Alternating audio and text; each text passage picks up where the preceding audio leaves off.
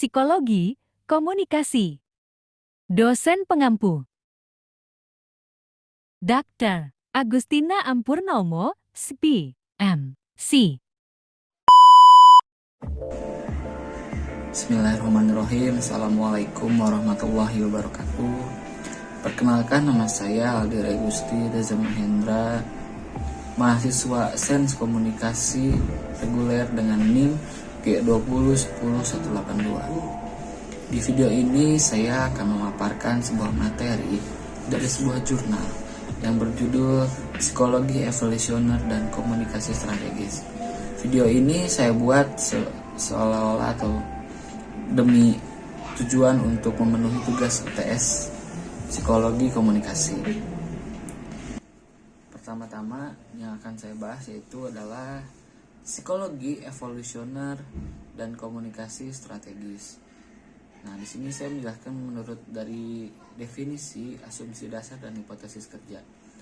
Nah, untuk mengenali kegunaan psikologi evolusioner untuk penelitian komunikasi strategis, perlu dipahami psikologi evolusioner sebagai suatu disiplin ilmu dengan konsep, asumsi dasar, dan istilah intinya yang unik. Konsep pertama dan paling mendasar adalah teori evolusi melalui seleksi alam yang dirumuskan oleh sebuah sastrawan atau sebuah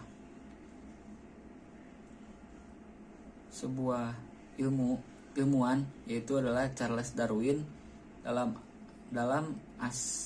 Asal Spesies dan Alfred Russel. Nah,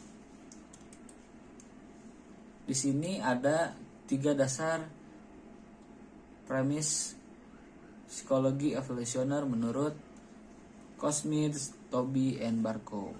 Nah, yang pertama ada bahwa sifat manusia yang universal.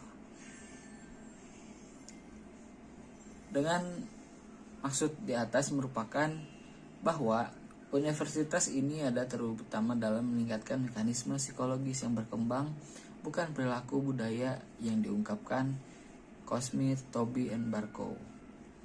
Nah, dengan demikian, budaya dihasilkan dengan bantuan mekanisme psikologis universal. Sifat manusia mengacu pada asumsi yang masuk akal bahwa susunan pikiran manusia dan mekanisme psikologis yang terdiri darinya bersifat universal. Itu menurut Goldsmith dan Tobey. Nah, namun bukan budaya yang mereka hasilkan.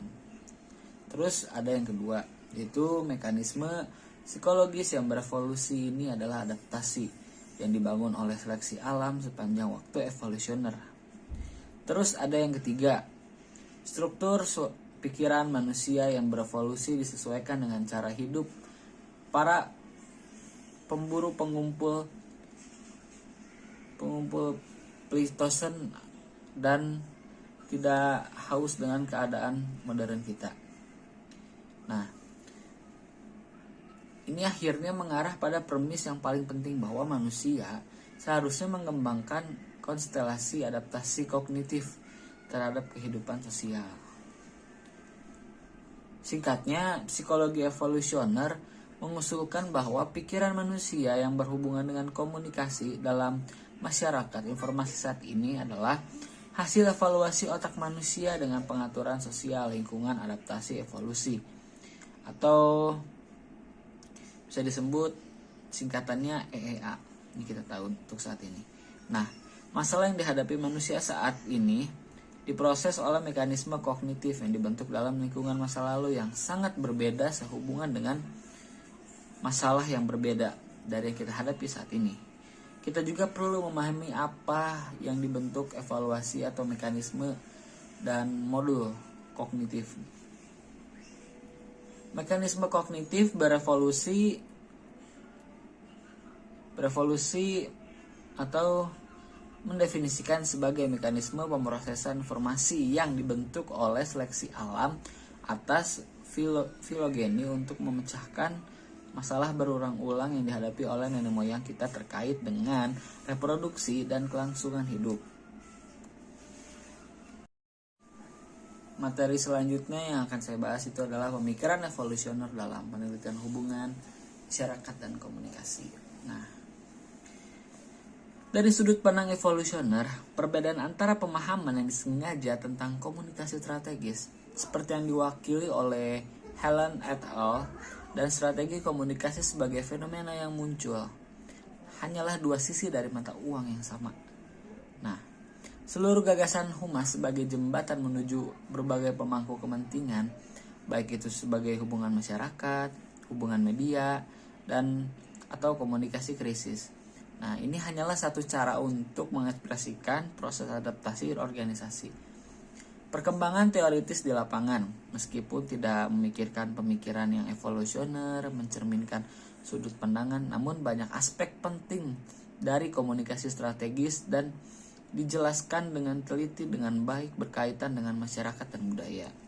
Nah, meski begitu, sepertinya masih ada beberapa bagian yang hilang. Oleh karena itu, hanya logis untuk mengeksplorasi lebih jauh bagaimana psikologi evolusioner dan pemikiran adaptif dapat membantu membangun program penelitian pelengkap dalam komunikasi strategis.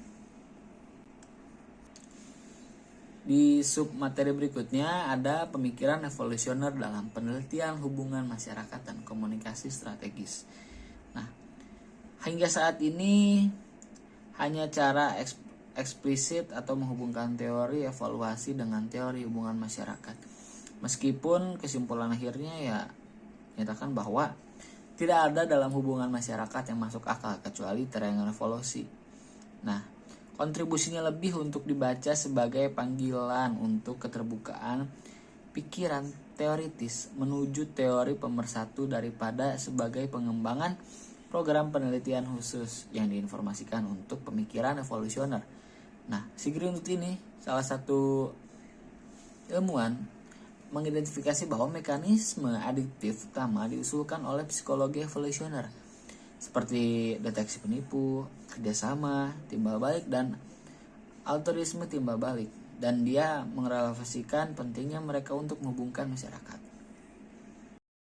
Di submateri berikutnya ada penelitian komunikasi strategis dalam rangka psikologis evolusioner.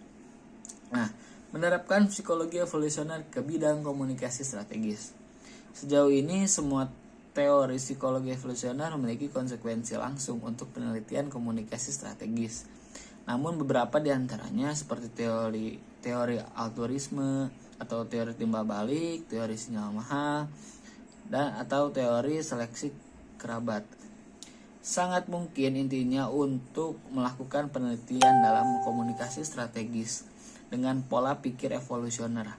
Kita harus berasumsi bahwa ada beberapa modul di otak manusia yang bersangkutan dalam arti luas dengan komunikasi dalam lingkungan sosial. Menerapkan psikologi evolusioner ke bidang komunikasi strategis merupakan tugas yang sangat sulit karena banyak sekali alasan. Psikologi evolusioner sendiri mengandung berbagai macam teori middle range yang berbeda yang terkadang membuat prediksi yang berbeda mengenai fenomena yang sama. Salah satu alasannya adalah bahwa kita tidak memiliki pengetahuan rinci tentang banyak tekanan seleksi yang dihadapi manusia selama jutaan tahun evolusi mereka. Oleh karena itu, para kritikus telah berulang kali dan bukannya tanpa alasan menyuarakan keprihatinan bahwa hipotesis yang didasarkan pada psikologi evolusioner mungkin tidak dapat diuji atau seperti yang dikatakan Cohen dan Bernard bahwa tujuan ini tampaknya di luar jangkauan atau bantu hari ini. Nah, submateri berikutnya ada kekurangan penelitian saat ini dalam komunikasi strategis. Nah, tampaknya psikologi menjadi titik acuan penting ya untuk penelitian komunikasi strategis. Seorang ilmuwan atau seorang penemu atau seorang psikolog H.N. Boynton melaporkan bahwa ada 99 artikel yang dianalisis di bidang komunikasi krisis.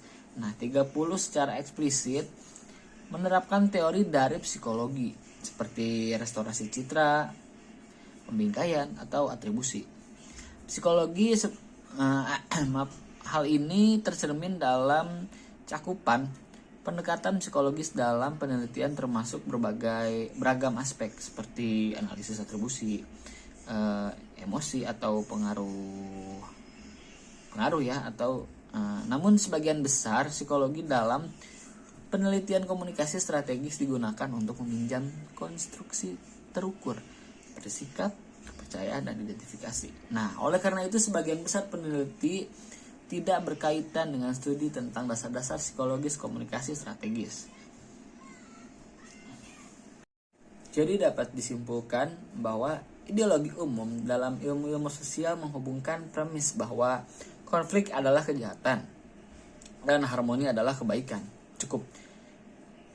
Terdengar cukup adil, namun sikap moral meskipun relevansinya meragukan dengan studi ilmiah masyarakat dengan semacam kekeliruan naturalistik yang membuat kebaikan menjadi alami dan buatan yang jahat.